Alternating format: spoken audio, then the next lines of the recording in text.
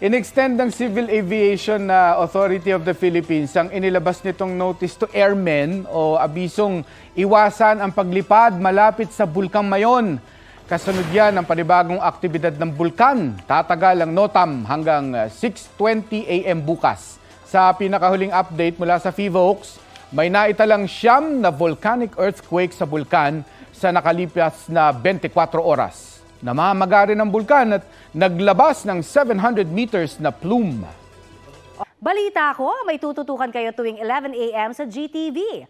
Alamin ang mahalagang balita at impormasyong dapat ninyong malaman sa Balita Ko tuwing Lunes hanggang Biyernes. Mag-subscribe din po sa GMA Integrated News sa YouTube. Sa mga kapuso naman abroad, maaari po kaming masubaybayan sa GMA Pinoy TV at www.gmanews.tv.